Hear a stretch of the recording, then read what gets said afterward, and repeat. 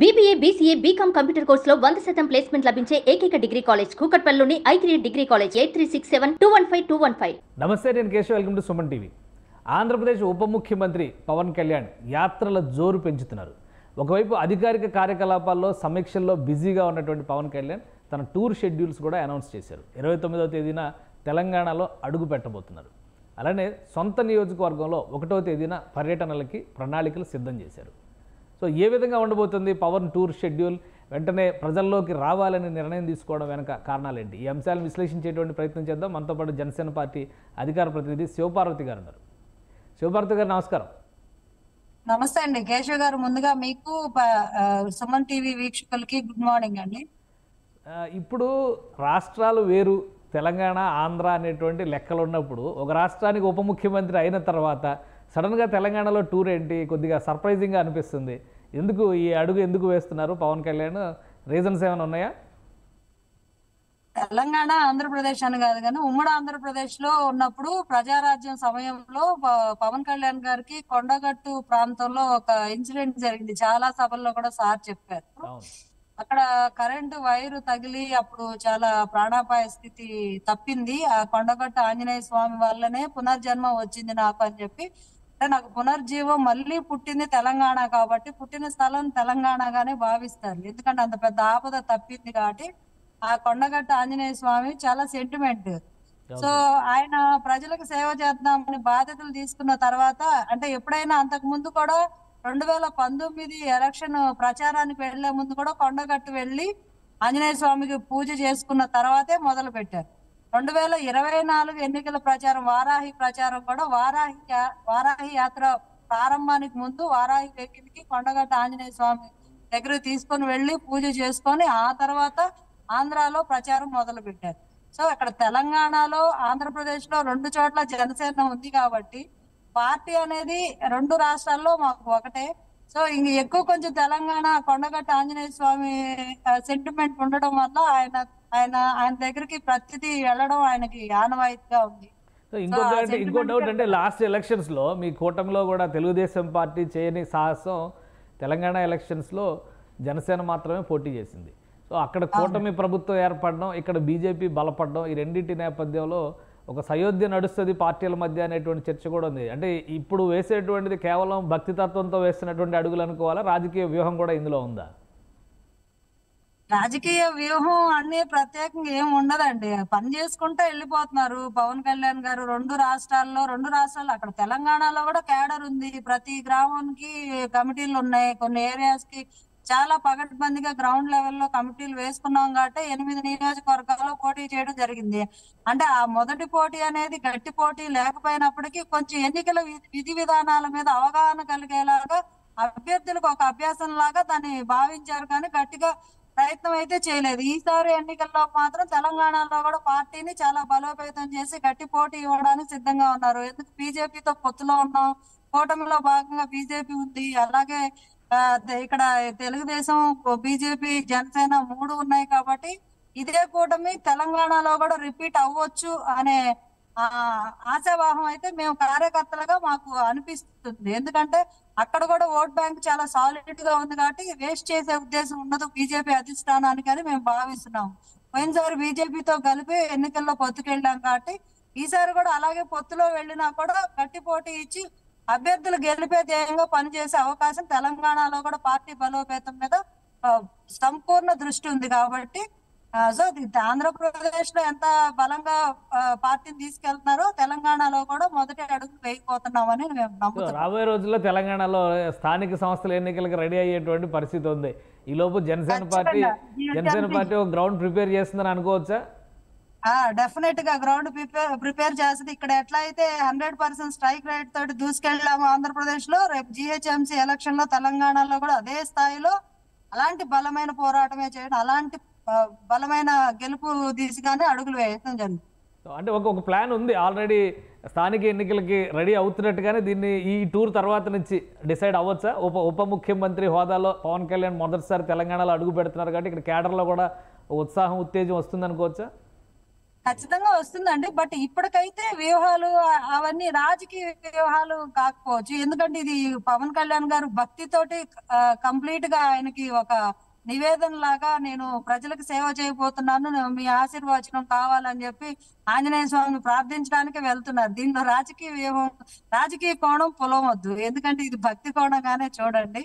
తెలంగాణలో ఖచ్చితంగా మార్క్, మా జనసేన మార్క్ రాజకీయం అయితే ఈసారి చూస్తారు.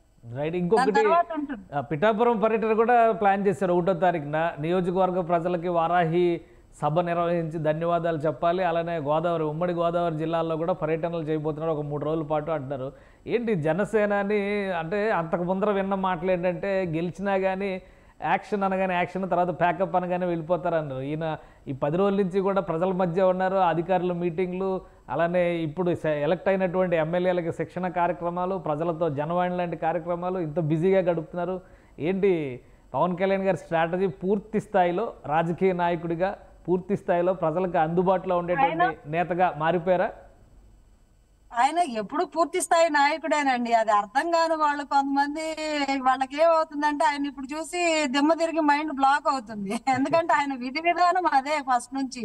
బట్ ఆయన్ని కరెక్ట్ గా అర్థం చేసుకోలేక ఆయన ఏంటో తెలియని కొంతమంది మూర్ఖులు మాట్లాడిన మాటలు అవి. ఆయన ఎప్పుడు ప్రజల గురించి, ప్రజల సంక్షేమం, యోగక్షేమాల గురించి నేను ఎలా పరిపాలన చేయాలి, ఏ అధికారం లేనప్పుడే ఆ స్థాయిలో గ్రౌండ్ లో ప్రజల్లో నిలబడి ఒక్క ఎమ్మెల్యే కూడా లేనప్పుడు అంత ధీటైన వైసీపీ అరాచకాలను ఎండగట్టి మాట్లాడిన పవన్ కళ్యాణ్ గారు ఈ రోజు అధికారంలో ఉప ముఖ్యమంత్రిగా ఉంటే ఖాళీగా ఉంటారండి? అసలు ఒక్క క్షణాన్న వేస్ట్ చేస్తారా? అది అసలు ఆలోచన మనం ఆలోచించడానికి కూడా మనకి అవ్వదు. ఆయన ఒక్క నిమిషం కూడా వేస్ట్ చేయరు. ఈ కంప్లీట్ గా ఆయన టయాన్ని ప్రజా పాలనకి కరెక్ట్ గా పాలసీ మేకింగ్ అని ఇప్పటికే ఆల్రెడీ QR కోడ్ రిలీజ్ చేశారు. ఆయన ఏవైతే శాఖలు తీసుకున్నారో, పంచాయతీరాజ్ శాఖ కానీ, నీటి తాగునీటి, అదే గ్రామీణ నీటి సరఫరా శాఖ కానీ, అడవి శాఖ గురించి కానీ, అన్నిటి గురించి, ఆ శాఖల గురించి ఉన్న సమస్యల్ని, మా ప్రజల యొక్క అభిప్రాయాల్ని, పరిష్కార మార్గాలను కూడా సూచించండి. నేను ప్రతిదీ మీది తీసుకుంటాను. ఎక్కడ సమస్య ఉందంటే నేను పని చేయడమే ధ్యేయంగా ఉన్నాను, నాకు చెప్పండి సమస్యలని అడుగుతున్నారు. అలాంటి నాయకుడు ఆయన పనిలో ఆయన దూసుకుపోతున్నారు. విపక్షం చేసినటువంటి ఆరోపణ సంగతి ఏమంటారు? ఉద్దేశపూరితంగా ప్రధాన ప్రతిపక్ష హోదా కూడా ఇవ్వకుండా తొక్కేస్తున్నారు అంటున్నారు వైసీపీ నేతలు. ఏంటి సమాధానం ఏం చెప్తారు జగన్మోహన్ రెడ్డి గారు రాసినటువంటి లేఖ గురించి? మీరే కదా ఆరోపణలు అన్నారు. వాళ్ళని ఎవరు ఒకళ్ళని తొక్కే ఎక్కర్లా, వాళ్ళే తొక్కుకున్నారు. ప్రత్యేకంగా ఒకళ్ళు తొక్కేసేదే ఉంది. ఇప్పుడు వాళ్ళు ప్రతిపక్ష హోదా ఉంటేనే అసెంబ్లీకి వస్తారా? హోదా దాదాపు 10% ఓట్స్ తెచ్చుకోవాలి. అది ఏ రాజ్యాంగంలో లేదని వీళ్ళు అంటున్నారు. మరి ఏ రాజ్యాంగంలో లేదని చెప్పి పోయినసారి గత ఎన్నికల్లో టీడీపీని కూడా మీరు ఏదో 23 వచ్చినాయి, మీరు ప్రధాన ప్రతిపక్షం కూడా కాదన్నట్టు అవహేళనగా మాట్లాడారు కదా. వాళ్ళు మాట్లాడినయే కదా అవన్నీ. సో ఇప్పుడు ఆటోమేటిక్ గా వాళ్ళు ముందు మార్గం చూపట్టే అందరూ అదే బాటలో నడుస్తారు. కానీ ముందుగానే పవన్ కళ్యాణ్ గారు ఏం చెప్పారంటే, ఇలాంటి అసెంబ్లీ స్పీచ్ చూసినట్టయితే మీకు కూడా అర్థమయ్యేది, మేధావులను కూడా ఆలోచింప చేసేలాగా పవన్ కళ్యాణ్ గారు మొదటి స్పీచ్ ఇచ్చారు. మనము ఈ సమయాన్ని, అసెంబ్లీ సమయాన్ని, ఈ గౌరవ సభలో గౌరవప్రదమైన ఈ కాలాన్ని, విలువైన ఈ కాలాన్ని ప్రజాక్షేమం కోసం, ఆంధ్ర రాష్ట్ర అభివృద్ధి కోసం కేటాయిద్దాము. అంతేగాని వ్యక్తిగత దూషణలకి, వ్యక్తిగత ఆరోపణలకి, వ్యక్తిగత వ్యాఖ్యలకి దీన్ని పెట్టకండి. ఇది చాలా విలువైన సమయము. ఈ సమయం మన రాష్ట్ర భవిష్యత్తు కోసం ఉపయోగించాలి ప్రతి ఒక్కళ్ళు అని చెప్పి పిలుపునిచ్చారు. అంతకన్నా ఎవరు చెప్తారు? ఇప్పుడు ఆయన ఆలోచన ధోరణి ఏంటి, ఆయన విధానం ఏంటి అనేది చాలా క్లియర్ గా ఉంది. వ్యక్తిగతంగా ఆరోపణలు వాళ్ళ మీద కాన్సన్ట్రేట్ చేయమండి. ఎందుకు అసలు వైసీపీ మీద కాన్సన్ట్రేట్ చేయాలి? ఏముందని చేయాలి? ప్రజాస్వామ్యం బాగుండాలంటే ప్రతిపక్ష వాణి వినిపించాలి అంటున్నారు జగన్మోహన్ రెడ్డి గారు. వినిపించమనండి, ఎవరు వద్దన్నారు ఆయన్ని? ఆయన పారిపోయి అసెంబ్లీ రాకుండా మా ధోరణి వినిపించారని ఇప్పుడు ఆయన వినిపించమనే మేము అంటున్నాము. ఆయన 5 నిమిషాలు ప్రమాణ స్వీకారం చేసి పట్టుమని 10 నిమిషాలు కూడా సభలో కూర్చోలేక నిలబడలేకపోయి వెళ్ళిపోయాడు. ఆయన ప్రజల పక్షాన్ని పోరాడుతాడు. అధికారం ఉన్నప్పుడే ప్రజలను నిర్లక్ష్యం చేసి విధ్వంసం చేశాడు. ఇప్పుడు ఆయన చేసిన విధ్వంసం గురించి తవ్వడానికే టైం సరిపోవట్లేదు. ఇంక మళ్ళీ ఆయన గురించి ప్రత్యేకంగా ఫోకస్ పెట్టడానికి ఏముంది? అక్కడ క్రికెట్ టీమే కదా.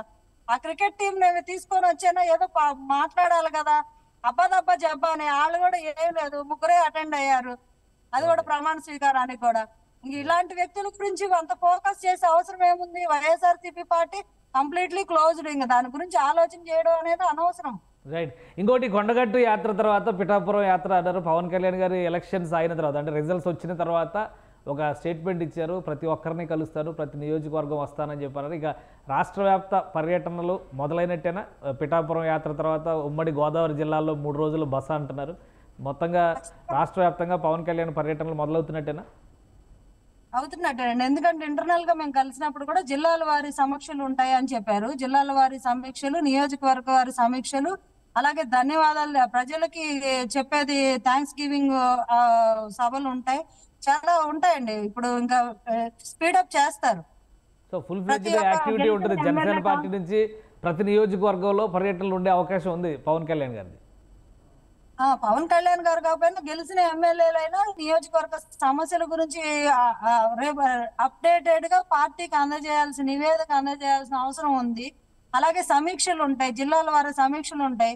ఇక మీదట పార్టీ బలోపేతం మీద, లేకపోతే ఇప్పుడు గత ఎన్నికల్లో పార్టీ పర్ఫామ్ చేసిన విధి విధానం మీద అప్రిషియేషన్ కానీ ఇట్లాంటివన్నీ డిస్కస్ చేయడం జరుగుతుంది. ఆ తర్వాత ఫర్దర్ యాక్షన్ ఏంటి కూడా అందరికి దిశానిర్దేశం చేసే సభలు కొన్ని నిర్వహించడం జరుగుతుంది. ప్రజా అవసరాలు ఇప్పుడు ఏవైతే శాఖలు మంత్రులు జనసేన నుంచి మంత్రులుగా ఉన్నారో 3 ఆ శాఖలకు సంబంధించి ప్రజలతోటి మమేకమయ్యి ప్రతి గ్రామంలో సమస్యలు తెలుసుకోవడం, తాగునీటి ఏదైతే ఆయన అందరికి ప్రతి ఇంటికి కుళాయి నీళ్లు అంటే ప్యూరిఫైర్ వాటర్ ప్రతి ఇంటికి చేరాలి అనే దాని మీద ప్రణాళిక ఏ రకంగా చేయాలని అధికారులతోటి అవి ఎక్కువగా ఉంటాయండి. సో అదే జల్ జీవన్ మిషన్ అని చెప్పిన కేంద్ర ప్రభుత్వం ఒకటి తీసుకొచ్చి ఈసారి పెద్ద ఎత్తున ఏపీలో ఇంప్లిమెంట్ చేస్తారంటున్నారు. కేంద్ర ప్రభుత్వంతో ఎలా సయోధ్య ఉండొచ్చు పవన్ కళ్యాణ్ గారి శాఖలకు సంబంధించి కానీ రాష్ట్రానికి సంబంధించి కానీ? రాష్ట్రానికి సంబంధించి శాఖలకు సంబంధించి 100% సయోధ్య ఉంటుంది. రావాల్సిన నిధులు తీసుకురావడం జరుగుతుంది. చేయించుకోవాల్సిన పనులన్నీ గత ప్రభుత్వం ఏవైతే విఫలమైందో అవి మాత్రం జరగవు. కంప్లీట్ గా వాళ్ళు 10% చేయాల్సింది 100% చేయించేలాగా, ప్రతిదానికి 10,000 ఇచ్చే చోట 1,00,000 రూపాయలు తెచ్చుకునేలాగా ఉంటుంది తప్పితే తక్కువ ఏముండదు. సయోధ్య గానీ ఉంటుంది. ఆంధ్ర రాష్ట్ర అభివృద్ధి కోసమే ఈ పొత్తు ఇవంతా, ఈ కూటమి ఏర్పడడం, ఇదంతా గెలవడం, ఇదంతా ఒక ప్రణాళికాబద్ధంగా ఎలా అయితే ఆంధ్ర రాష్ట్రాన్ని గాడిలో పెట్టాలని చేశారో, అభివృద్ధి డెవలప్మెంట్ కూడా సెంట్రల్ గవర్నమెంట్ నుంచి ఫండ్స్ తెచ్చుకోవడంలో కూడా అదే విఘ్నత ప్రదర్శిస్తారు, అదే తెలివితేటలు ప్రదర్శిస్తారు. అలాగే బీజేపీ కూడా పార్ట్ ఆఫ్ ద గవర్నమెంట్ కాబట్టి, పవర్ లో ఉంది కాబట్టి కంప్లీట్ గా ఆంధ్ర రాష్ట్రానికి సహకారం అందిస్తుంది. ఆంధ్ర రాష్ట్రం అంటే ఇప్పుడు వరకు పని చేసే వాళ్ళు లేక వాళ్ళు కూడా నిధులు ఇవ్వలేదు. పని చేసే వాళ్ళు ఉంటే ఎందుకు ఇవ్వరు నిధులు? 10 రూపాయలు ఇవ్వాల్సిన చోట 100 రూపాయలు ఇచ్చి చేయండి అని చెప్తారు. కేంద్రం కూడా అంతే కదా, మేము బాగు చేస్తామంటే వాళ్ళు వద్దంటారు, అనరు కదా. ఇంకా ఎక్కువ సహాయ సహకారాలే ఉంటాయి. మన రాష్ట్రాన్ని మాత్రం పరిశ్రమలు దిశగా కానీ, వైద్య రంగంలో కానీ, విద్యా రంగంలో కానీ, అన్ని రంగాల్లో సాగునీటి విషయాలు కానీ, ఉపాధి విషయాలు కానీ, అన్ని విషయాల్లో ముందంజలో పెట్టడానికి అన్ని విధాలుగా పవన్ కళ్యాణ్ గారు సర్వదా కృషి చేస్తారు. రైట్. థ్యాంక్ యూ శివపార్తి గారు మీ అభిప్రాయాలని తెలియజేసినందుకు. ఇది జనసేన అధినేత పవన్ కళ్యాణ్ చేపడుతున్నటువంటి యాత్రలు ఇక మీద రాష్ట్ర వ్యాప్తంగా ఉంటాయి. అలానే ఎన్నికల్లో ఆదరించినటువంటి ప్రజలకి కృతజ్ఞతలు చెప్పడంతో పాటు ప్రజా సమస్యలను తెలుసుకోవడం ద్వారా వాటి పరిష్కారానికి జనసేన పార్టీ బాటలు వేస్తుందని శివపార్తి గారు చెప్తున్నారు. మరోవైపు విపక్ష నేతలు చేసినటువంటి ఆరోపణలు, జగన్మోహన్ రెడ్డి రాసినటువంటి లేఖ కేవలం రాజకీయ అంశాలతో కూడినటువంటి వ్యవహారం తప్పితే ఇది ప్రజా ప్రయోజనానికి పనికొచ్చేది కాదని కొట్టిపాడేస్తున్నారు. ఇది special discussion. Keep watching. Suman టీవీలో మీ పర్సనల్ అండ్ బిజినెస్ ప్రమోషన్స్ కోసం కింది నెంబర్కి కాంటాక్ట్ చేయండి.